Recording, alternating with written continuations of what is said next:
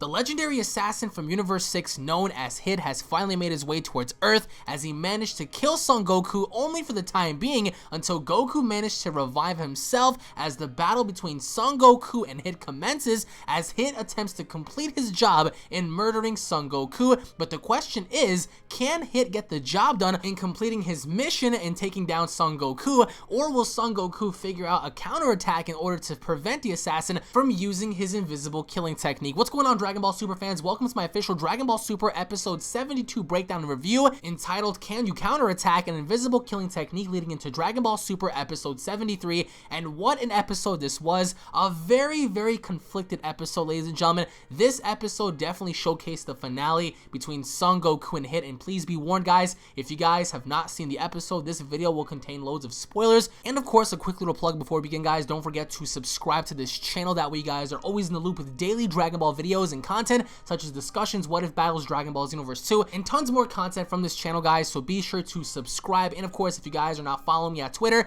make sure to follow me at Twitter at UnrealEntGaming to always be in the loop with updates, guys. This episode, I'm gonna have to say, it had its pros, it had its cons. We saw Beerus arrive, and of course we're gonna get into that. Dragon Ball Super episode 73, Gohan will be put into his own movie featuring Great Saiyaman and Hercule. The dream match, so to say, that these two have always wanted to be a part of will be featured next week. Next week is going to be a very easy slice of life episode, very warm-hearted episode, so don't expect anything crazy going into that. However, this episode here today was the final episode of 2016, in which case, what a way to go out in style than having Hit versus Son Goku. The very featurette that we saw in the beginning of the year, now closing off the year with a very interesting turn of events. So, I do want to touch up on Goku versus Hit, and Hit killing Goku last week, and Goku having to make a comeback. Now, to me, this episode displayed features that I believe should have gone into an arc, because Goku and Hit have such an interesting dynamic. And the one thing that kind of ticks me off here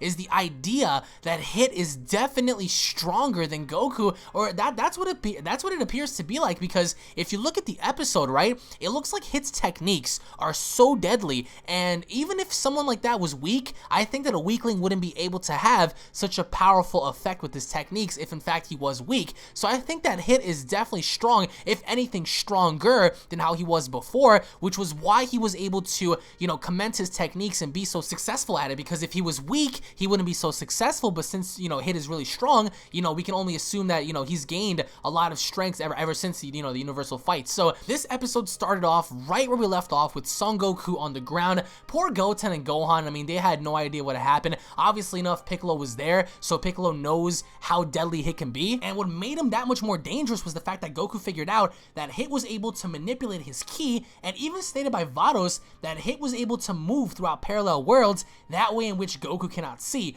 Now, the animation in this episode, guys, was complete and utter dog shit. I'm not gonna back this episode up in terms of animation. The animation in this episode could have been that much more better, and even having to look at Dragon Ball Super episode 73, Dragon Ball Super episode 73 looks a lot better than Dragon Ball Super episode 72. Why is that? Why is it that the next episode looks a lot better than this? Now, the one gripe that I do have is the fact that this fight ended off so quick, and the idea that Goku came back to life from his own energy attack from the sky is really disappointing. There was no damage to him after he took the hits. There was no damage after he took the hit and came back to life. He only took the hit and came back. Even in the beginning, Piccolo's CPR was no use.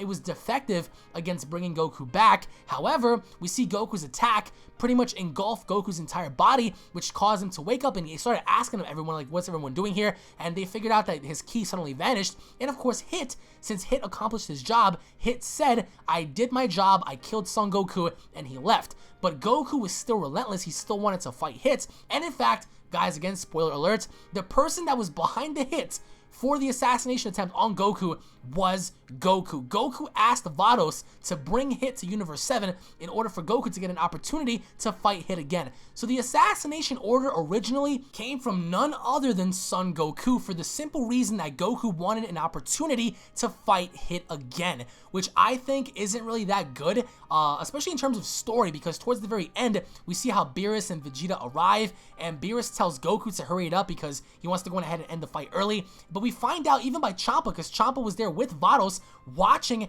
as Vados was telling Champa about the techniques that Hit was using against Son Goku. That being the manipulation through his energy in order to travel throughout parallel worlds to get to Goku, in which Goku was unable to land a single shot on Hit until he unleashed his Kamehameha wave. Now, again, everybody, from start to finish, I believe this episode could have had lots of potential. And even when Champa was talking to Vados, Vados pretty much told Champa that she has no idea as to who was the one that put the hit out on Goku, and implying that she didn't know anything, but in fact, she did know. It was Goku who put the hit out on himself. So for those of you out there who were talking about, well, it could be a possible outcome to where Goku put the hit out on himself, you guys were absolutely right on the idea that Goku was the one that put the hit out on himself because he wanted an opportunity to fight Hit again. But even more so than anything else, we get to see Vegeta and Whis training, and we see how Vegeta was very worn out by Whis' training, implying that he will reward Whis with steak, and of course they imply that steak is something that, you know, Whis has never tried before.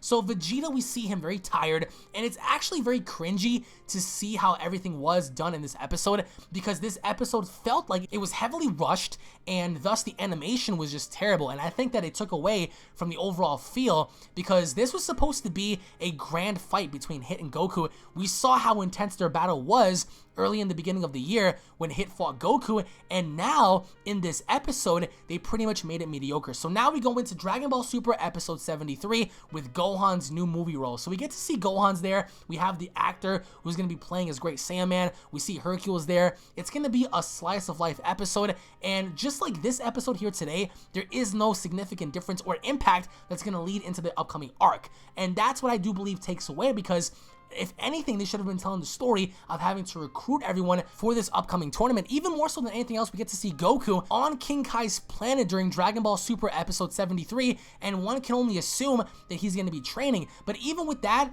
this episode, I think, was a huge letdown. The only thing we managed to learn here was the fact that Goku was trying to fight Hit with his eyes closed, because he was trying to pick up on where exactly Hit was with his technique manipulation, with his ki manipulation, even with Vados talking about how he was able to move throughout parallel worlds, which was why Goku wasn't able to hit him. But even with that being said, we saw how Goku, after he came back, he was looking for Hit, because that was Goku's primary goal, was to go on ahead and fight Hit one more time.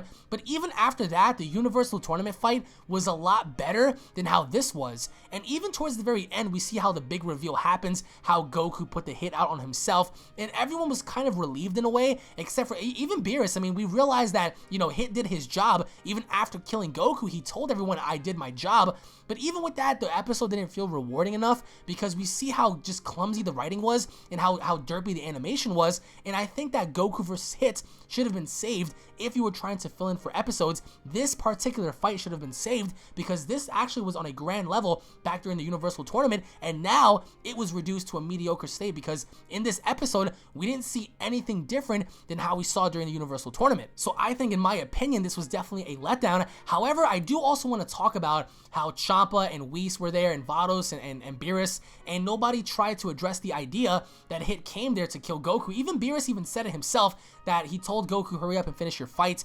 And even towards the very end, after Goku unleashed his Kamehameha attack, we see how both Goku and Hit were laid out on the ground. But even after being laid out, I mean, there was no significant difference.